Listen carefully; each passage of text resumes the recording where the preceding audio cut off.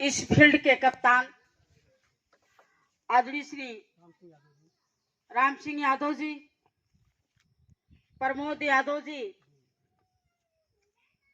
और यहाँ पे उपस्थित सभी सम्मानित देश के भविष्य युवा शक्ति और यहाँ पे हमारे कंधे से कंधा मिला के चलने वाले हमारे साथ के सभी सम्मानित नौजुवक और इस क्षेत्र के सम्मानित नौजवानों की दिल की धड़कन, नौजवानों के कंधा से कंधा मिला के चलने वाले महाप्रधान आदरणीय श्री शशिकांत उर्फ मंतोष जी और यहाँ पे उपस्थित सामने बैठे हमारे नौजवान दोस्तों, छोटे छोटे बच्चों और इस क्षेत्र के डुबकी क्षेत्र के अगल बगल के सभी नौजवान दोस्तों, मेरी आवाज जहां तक पहुंच रही हो, माताओं बहनों, पिता तुल बुजुर्गों, मैं अपनी तरफ से और आप सब की तरफ से उन वीर शहीद सपूतों को श्रद्धा सुमन अर्पित करती हूं जिन्होंने इस देश को आजाद कराने का काम किया। आज उन्हीं महापुरुषों का प्रतिफल है कि पूरा देश, पूरा प्रदेश,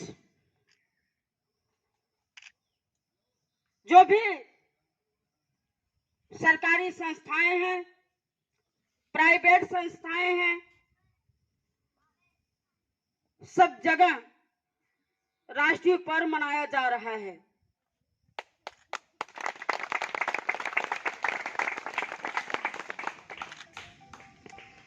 आप सब लोग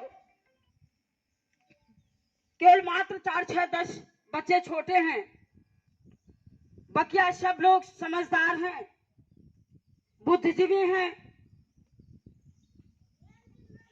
और पढ़े लिखे हैं, जानकार हैं। आपकी तरफ पूरा देश निगाह गड़ाए खड़ा है। इस देश का भार नौजवानों को ऊपर है। कहा गया है जिस ओर जवानी चलती है उस ओर जमाना चलता है।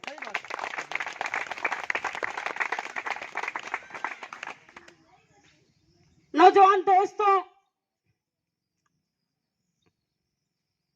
15 अगस्त और 26 जनवरी मना लेने से उन वीर शहीद सपूतों का सपना नहीं पूरा होगा। और माँ बाप थे जिन लोगों ने ऐसी औलाद पैदा किया था, उनका एक सपना था, उनकी एक सोच रही होगी, जब 7 समुंदर पार फिरंगी आपके भारत पे कब्जा करके खड़ा था। उन्होंने सोचा होगा, उन्होंने सपना देखा होगा कि इंसान वो भी है, इंसान हम भी हैं, लेकिन वो ऐसे इंसान है कि हमारा जीना दुर्लभ हुआ है, हमारी अस्मिताएं लूटी जा रही हैं, हमारे नौजवानों को कोड़ा बरसाया जा रहा है। इसलिए उन्होंने एक सपना देखा होगा और सपना साकार करके भारत माता को आजादी लाने का काम किया।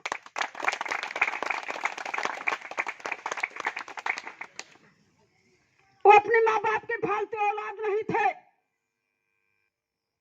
उनके पास भी बीवी बच्चे, माँ बाप, भाई बहन रहे होंगे। कितनी माँ बहनों की मांगे सुनी हुई होंगी, कितने भाइयों की कलाई सुनी होगी। मैं आप सबसे अपील करना चाहूंगी कि मेरे नौजवान दोस्तों, मेरे भाइयों, रानी लक्ष्मीबाई, शहीद वीर अब्दुल हमीद जी, राम प्रसाद बिस्मिल, अशफाक उल्लाह खां, नेता सुभाष चंद्र बोस, महात्मा गांधी जी कहीं से बन करके नहीं उतरे थे, लेकिन उनकी सोच उत्तम थी, इसलिए उन्होंने देश को आजाद कराने का काम किया। ये हमारी बेटियां खड़ी हैं, आज जनगणना के आधार पर महिलाएं आधी आबादी की हकदार हैं। ये हमारे नौजवान दोस्त हैं, इसी में से राम प्रसाद बिस्मिल पैदा होंगे, नेता सुभाष चंद्र बोस पैदा होंगे, वीर अब्दुल हमीद पैदा होंगे, महात्मा गांधी पैदा होंगे और लक्ष्मीबाई पैदा होने का काम हमारी ये बेटियां करेंगे।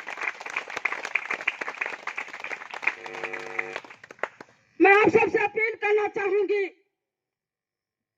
उन वीर महापुरुषों का सपना तब साकार होगा जब आप उनके बताए हुए मार्ग पे चलने का काम करेंगे और भारत माता को स्वतंत्र करके दिखाने का काम करेंगे, तब उन वीर शहीद सपूतों का सपना पूरा होगा।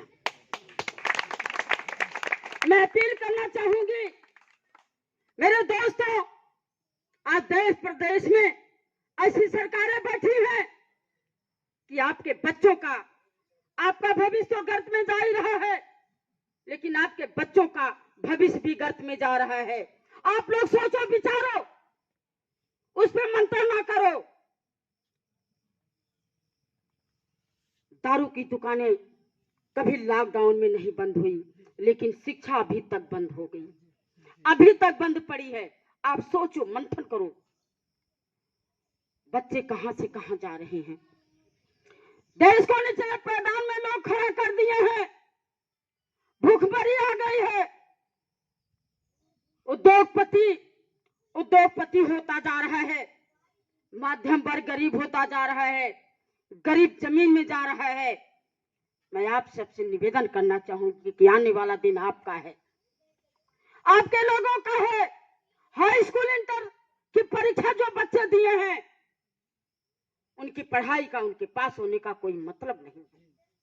समाजवादी पार्टी की सरकार थी, मुलायम सिंह यादव मुख्यमंत्री हुआ करते थे, अखिलेश यादव मुख्यमंत्री थे।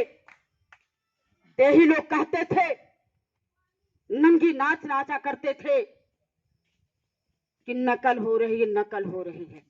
लेकिन आज परीक्षा बिना पास दिए ही बच्चे पास कर दिए गए, लेकिन उन बच्चों का भविष्य गर्त में डाल दिया गया है। कोई मतलब नहीं है, आपको नौकरी नहीं मिल सकती है।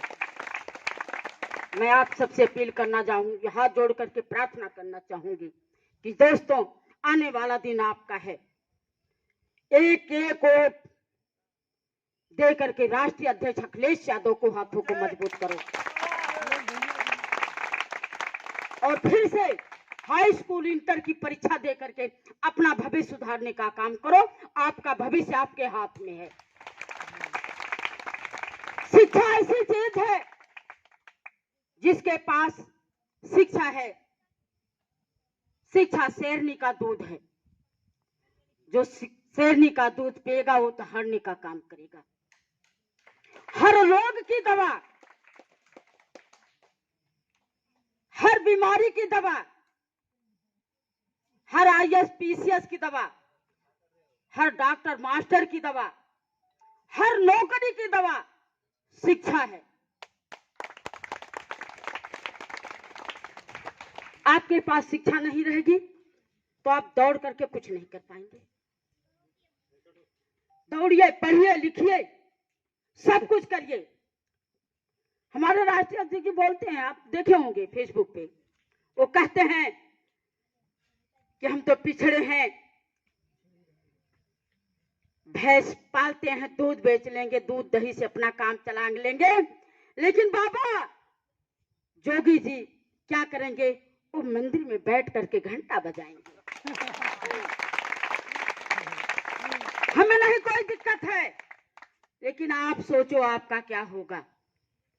इसलिए मैं आप सबसे कहना चाहूंगी मेरे दोस्तों कि अपने को पहचानो। जैसे अभी आते ही मार साहब कह रहे थे कि अपना कितनों भी खराब होगा अपना अपना होगा। बोलने को तो बहुत सारी बातें हैं, लेकिन मैं बहुत कम समय में, अभी मुझे बहुत दूर जाना है मार साहब। मैं अनुरोध करना चाहूंगी आप सबसे कि देश को आजाद कराने के लिए पूरा देश नहीं लगा था, और यहाँ पे इतने लोग सैकड़ों की संख्या में नौजवान खड़ा है। मैंने पहले कहा कि जिस ओर जवानी चलती है उस ओर जमाना चलता है। तो आप सबसे निवेदन करना चाहूंगी कि देश की तकदीर आप हो, मेरी ताकत आप हो, मेरी इज्जत आप हो। आप हो तो मैं मजबूत हूं, और मैं आप लोग हो तो मेरी ताकत है, आप लोग हो तो मेरी इज्जत है। और मैं आप सबसे अपील करना चाहूंगी कि आप लोग युवा हो, इन महापुरुषों की नकल करो। कोई भी आपकी बहन है, बेटियां, कोई भी किधर भी मचलाने का काम करता है, भारत माता की तरफ निगाह उठा के देखने का काम करता है, तो यह आपकी सेविका प्रेमा यादव चैलेंज के साथ कहती है, उसकी आंख निकालने का काम करो और भारत माता की आबरू को बचाने का काम करो। इसी के साथ मैं पुनः, जो आप लोगों ने मान सम्मान दिया है, मैं पुनः अपनी तरफ से, अपनी नगर पंचायत की तरफ से, आप सब की तरफ से इन महापुरुषों को श्रद्धा सुमन अर्पित करती हूँ, और आप लोगों को बहुत बहुत धन्यवाद ज्ञापित करती हूँ कि आप लोगों ने मुझे यहाँ बुला करके मेरी हौसला को अफजाई किया। मैं बहुत बहुत आप सबकी आभारी हूँ। भारत माता की जय! भारत माता की जय! शहीद आजम भगत सिंह, शहीद आजम भगत सिंह।